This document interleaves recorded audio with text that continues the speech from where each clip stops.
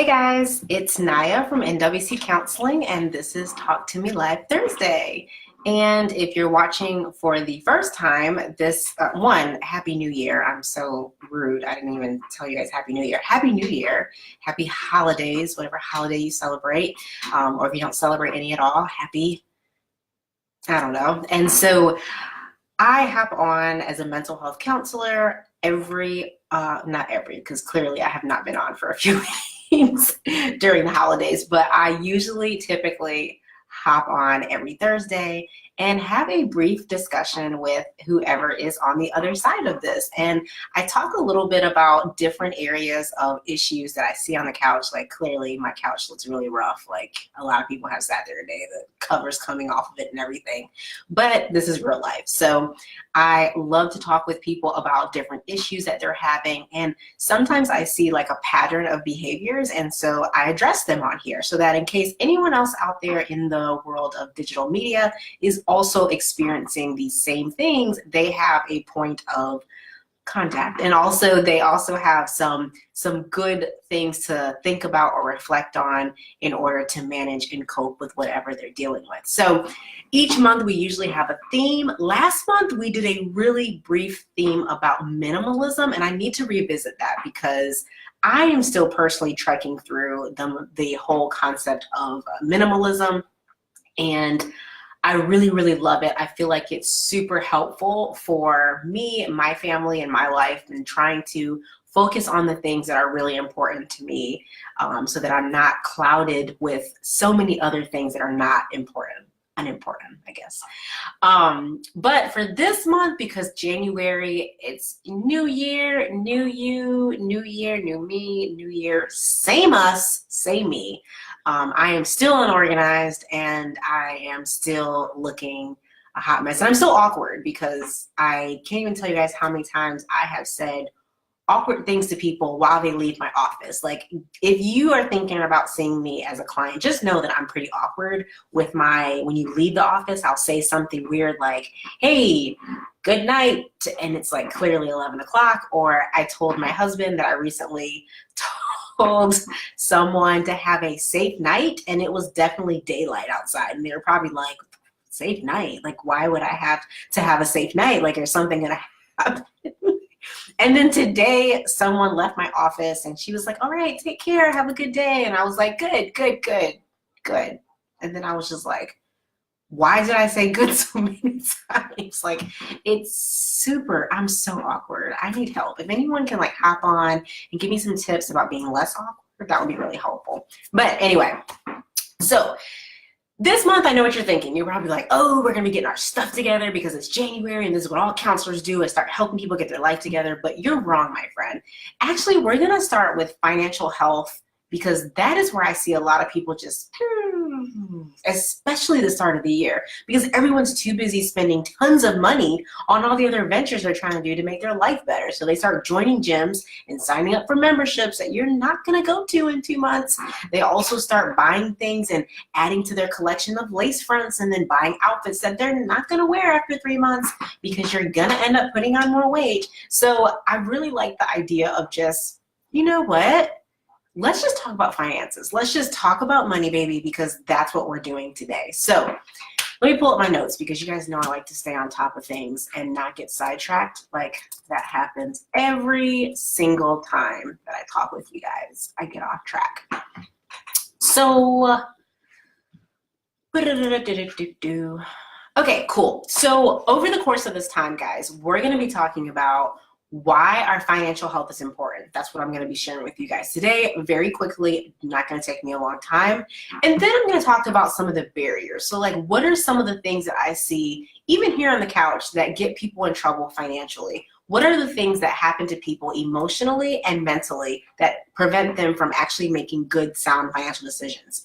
And then what are some practical ways we can do better with our financial health? And I have a guest speaker that's going to come on that 4th week and talk with us about that and she is my very own accountant, the sassy Southern accountant. So I'm really excited about her coming on, and I'm actually going to open up some questions in our Facebook group for people to ask so that I'm able to ask her live and to get some of these things answered that you guys may want to know about finances. So I'll put that information down below if you're interested. But today we're just going to talk about what does financial health mean? Like, what am I talking about when I mention financial health, and what am I referring to? And so one thing I want you guys to know, in no way, shape, or form am I to have any room to give anyone advice, which is clearly what I'm doing in this video, about finances or about managing finances.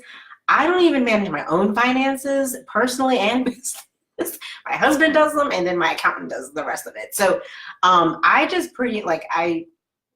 this advice is just like what I feel like is common sense, and also what stems a lot of unnecessary spending and mental health issues. So that's where I'm staying in my scope of practice, just in case you're wondering, like, what gives you the right to do that? And you want to get all bossy and send me mean letters. Okay, so what does financial health mean? So we're talking about the ability to maintain your finances, one, right? So a lot of people, when they come in to see me for counseling, sometimes counseling is an issue for people. They really need it, but because they so poorly manage their own finances, they actually cannot afford counseling or cannot afford the copay of counseling, which sometimes we do get down and out, right? Stuff happens to you that you don't plan for. We're not talking about those times. We're talking about when you went out and blew your entire paycheck singing, I got to work tomorrow, I work my tail off, I don't care. Yeah, you know that song, right? By Pitbull and like Neo, and like basically he just talks about blowing all his rent. Yeah, we're talking about when you did stuff like that. Like that is when we need to like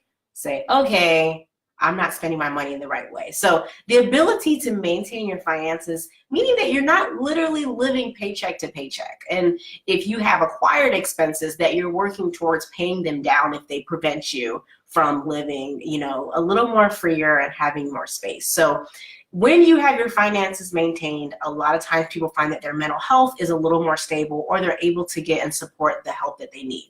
All right, the next one is we want you to save and prepare for the future. So some of us live like tomorrow is not gonna come, and we act like we can blow all of our money because, again, we're living paycheck to paycheck, and we'll just fix everything our next paycheck. And so we're not really saving and preparing for emergency funds. We're not preparing for things that are going to pop up that we don't expect, or even things like I still have a lot of trouble with annual expenses. So I like to just pretend like I don't have annual bills like in my business. Like every year I'm going to have to pay for software.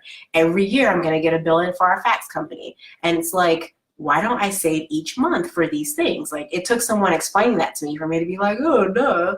But otherwise, I'm not the kind of person either that would really save and prepare for those things. I would just kind of let them happen. And then I would just try to find the money somewhere. So trying to learn to save and prepare for the future is part of our financial health and well-being. The last one is living within our means. So I recently posted something on Facebook. I don't know if I can pull it up now. Let me see if I can pull it up now, because I'm actually recording something on my Facebook and then I'm going to my Facebook. So I don't know if it's going to create some kind of weird like effect here, but I recently posted something that said,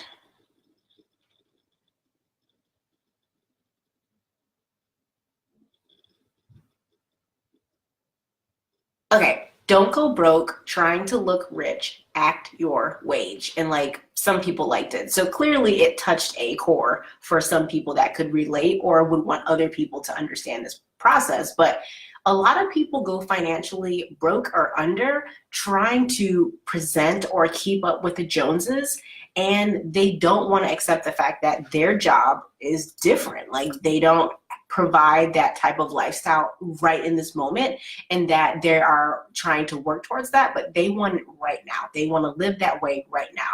And that's a really unhealthy way to live, because that creates so many other messes emotionally and relationally as well as mentally. So, and even physically it can harm you if you're living beyond your means. So that's a little bit what we're talking about when we were talking about the idea of living your best financial life. We want to give you help in those 3 areas of talking about how to live within your means, you know, going over some of the things that help you to save and prepare for the future, and this ability to learn how to start to maintain your finances and make healthier choices for your finances so that you know that part of your life can be okay. So I hope you guys have enjoyed this, and tune in next week when we go into a little bit deeper about the barriers. And I hope you guys had a great holiday. I missed you guys, but I will see you guys next week. All right, deuces.